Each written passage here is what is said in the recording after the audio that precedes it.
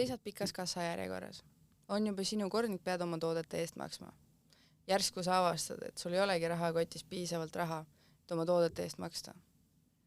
Mõtled, mida teha, hakkad omalt siis taskud läbi otsima, leidmaks mingeid sente. Sul on juba higi mull otsa ees ja sul on siuke tunne, et kõik inimesed vahivad sulle otsa. Lõpuks sa leiadki need puuduvad sendid taskust, hakkad need müüjale ulatama. Need kukuvad maha ja siis sa lähedki oma värisevate kätega neid maast korjama.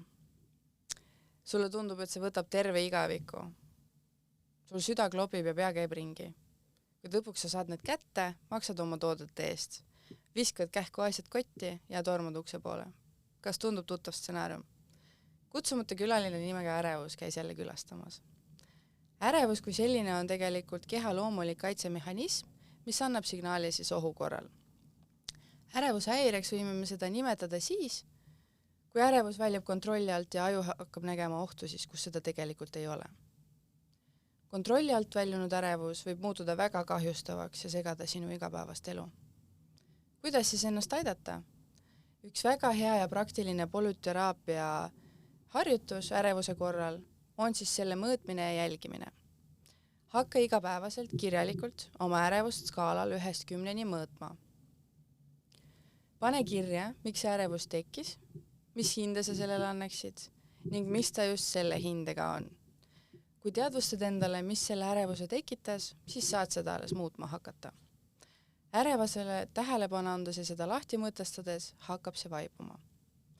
Ärevus võib olla väga hirmutav, kuid teadlikult sellega tegeledes saab selle pöörata hoopis enda väeks. Mainisin ka enne polüteraapiat. Mis asi see polüteraapia on? See on siis minu õpetaja Maria Baidari välja töötatud polüteraapia meetod. See on siis praktilise psühholoogia meetodite kogu. Polüteraapias on mitmekülgseid ja universaalseid, väga tõhusaid meetodeid, et aidata nii ärevuse kui ka teiste emotsionaalsete väljakutsetega. Endast veidi rääkides, mina olen Eilen, ma olen lõpetanud mõlemad astmed polüteraapia praktiku väljaõppel. Kui sa tunned, et see video kõnetas sind ja soovid rohkem infot kas minu või polüteraapia kohta, siis otsi mind üles Facebookist ja Instagramist. Nimeks on siis Therapy by Eilen. Kui sa tunned, et sa ei suuda selle ärevusega ise hakkama saada, siis kirjuta mulle, leiame sulle aja polüteraapiasse.